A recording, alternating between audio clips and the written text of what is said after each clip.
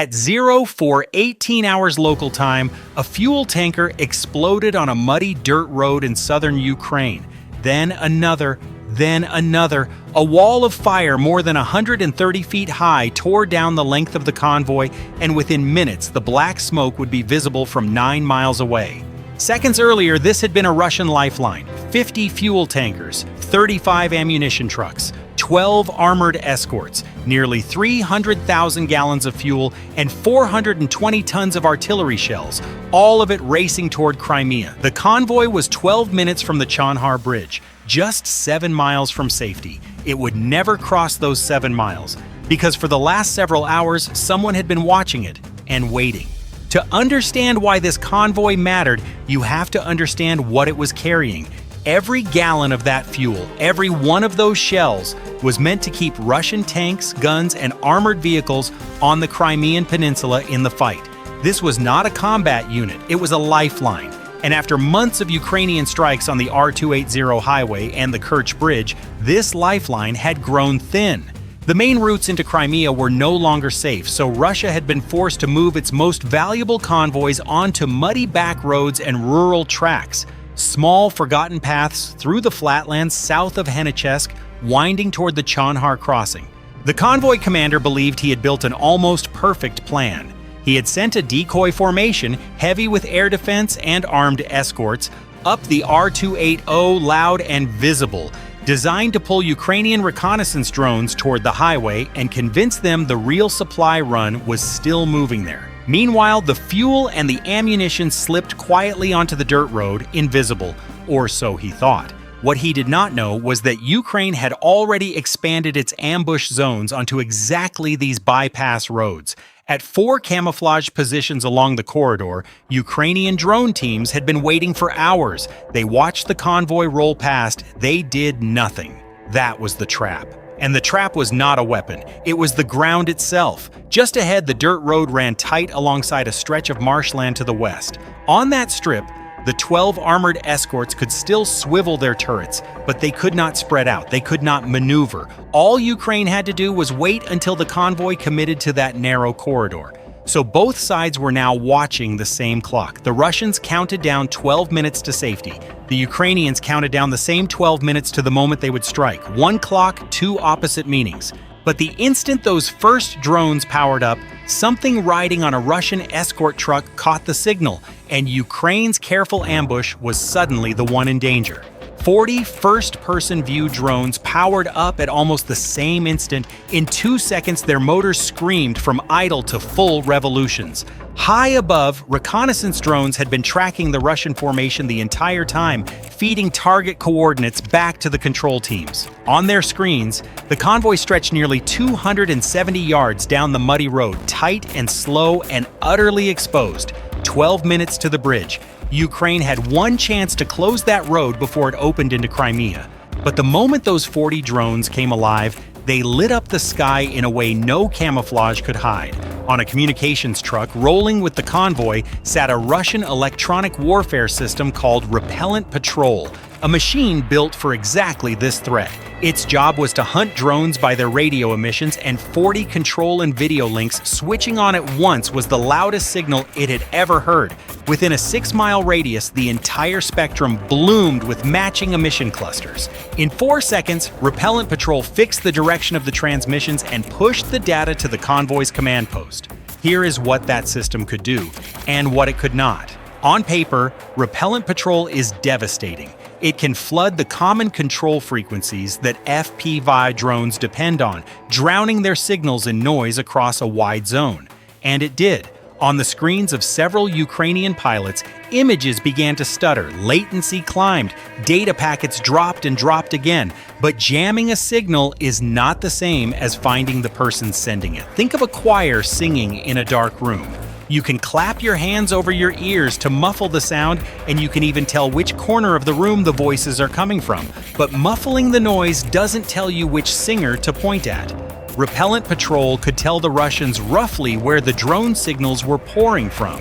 It could not tell them exactly which patch of tree line or which ruined building hid the operators. And to kill those operators rough was not good enough. The Russians needed a second set of eyes, something that could look down and see the humans themselves, not just the noise they made.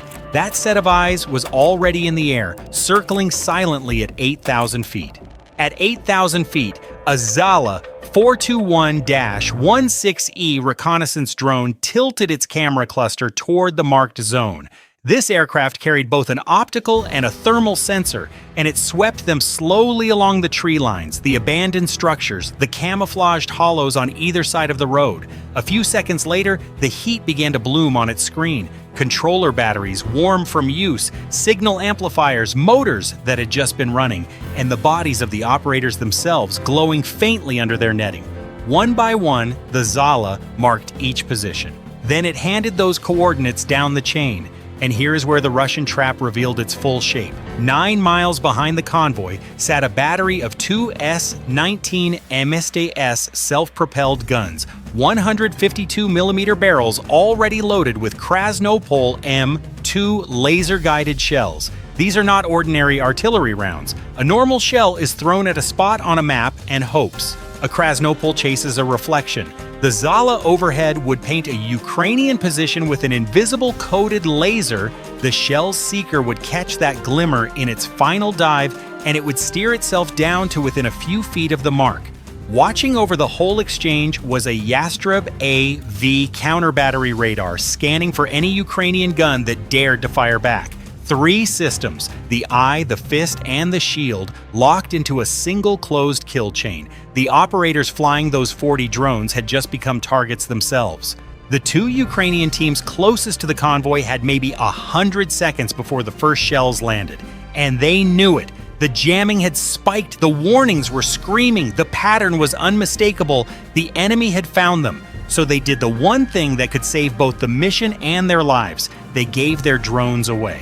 In the middle of the attack, both forward teams began handing every aircraft under their control to 2 backup teams positioned deeper on the flanks. But a handover is not a switch you simply flip. 8 drones already in flight dropped into a holding mode, flying blind on their last instructions while the new operators fought to grab the link. For about 3 seconds, no human was steering them. At 87 miles per hour, 3 seconds is nearly 380 feet of flight, 380 feet of a drone, flying itself through jammed air toward a road packed with other drones. One frequency error, and they would slam into the ground, into each other, or off into the fields. Ukraine would lose a third of its wave before it ever saw the convoy. The link went dark. 1 second, 2, then the video snapped back onto the rear team's screens. The drones steadied, the new operators had them, and 30 seconds after the last forward soldier sprinted from his shelter, antennas ripped down, controllers and batteries clutched to his chest, nothing left behind. The Krasnopol shells arrived. The empty bunkers vanished inside towers of fire and dirt. The Russians had hit their marks perfectly. They were 30 seconds too late. But the pilots were alive, the drones were flying, and now all 40 links were pouring out of just 2 positions instead of 4. The emission density didn't just rise, it nearly doubled. And on the Repellent-Patrol screen, 2 fresh signal clusters flared up bright as the whole hunt began again, faster this time. Ahead, the 12 armored escorts were already spreading into a killing formation. These were BM-PT-72s, tracked vehicles built to shield a column from exactly this kind of swarm.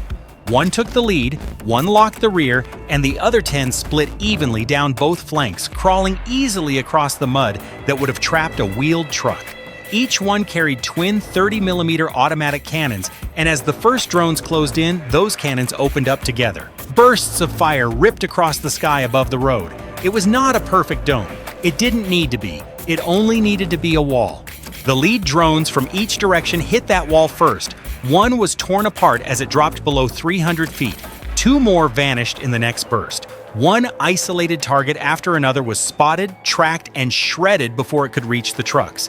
In seconds, all 12 lead drones were gone, and the operators understood the math instantly. Attacking in small groups from 4 directions just let the escorts shift fire and destroy them piece by piece, so they changed the entire plan in the middle of the fight. Hitting the front of the convoy was pointless, and the lead vehicle had a wide field of fire and instant backup. Hitting the rear wouldn't cut the road, only the west flank mattered. There, that strip of marshland ran tight against the road, and the tracked escorts could swivel their turrets but could not break formation to reposition.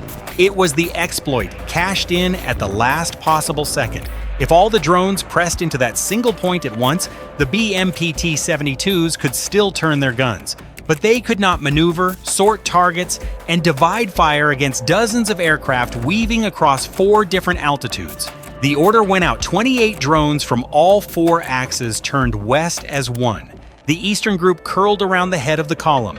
The northern group dropped low. The southern group raced up along the drainage ditches. In seconds, 4 separate attacks folded into a single hammer aimed at one seam in the armor. On the escort crew's screens, the target count suddenly exploded. Some drones dove low. Others climbed and broke sideways. The eastern turrets were still pointed the wrong way, tracking axes that no longer existed. By the time the crews realized where the swarm had gone, their heavy turrets needed a few more seconds to swing back, stabilize, and find new firing lines. Those few seconds were the whole battle.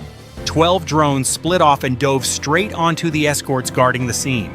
At 600 yards, the gunners caught them, and cannon fire clawed 7 of them out of the air, but 5 got through. 1 smashed the optical sight, blinding a turret. 1 jammed a turret ring solid. 3 buried themselves in engine compartments and set the rears of the vehicles ablaze.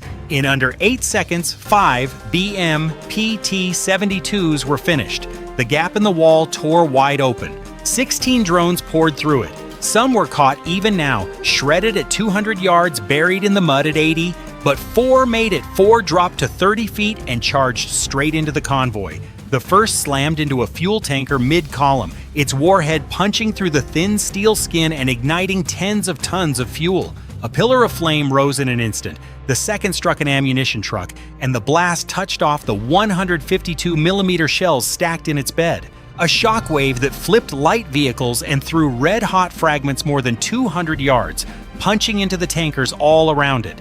The last 2 hit the front and center of the column. In less than 30 seconds, the road was sealed at both ends, and the fire began to move from truck to truck on its own. When the fire finally settled, there was almost nothing left to save. The tankers went up one after another, burning fuel spilling across the road and pooling in the drainage ditches, until the whole stretch became a river of flame hundreds of yards long.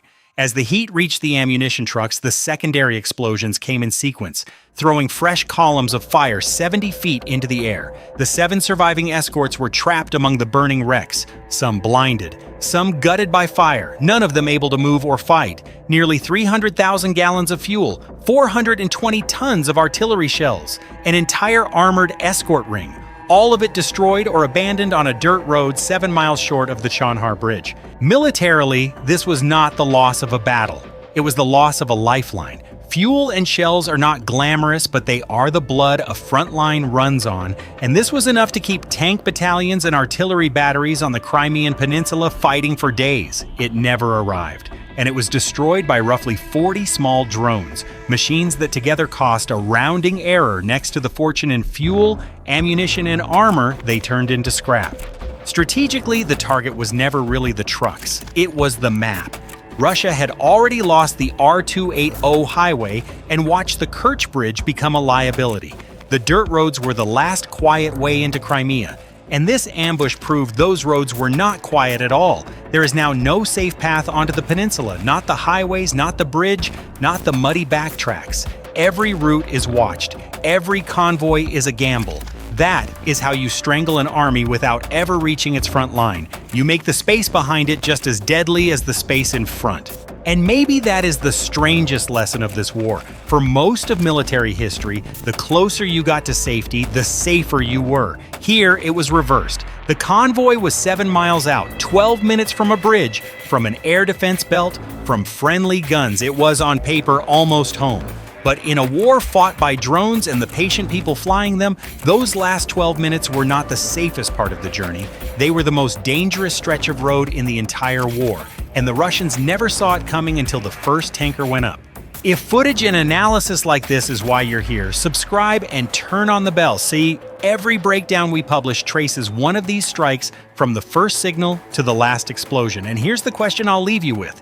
Was this convoy destroyed by superior technology or by superior patience? Tell me what you think in the comments.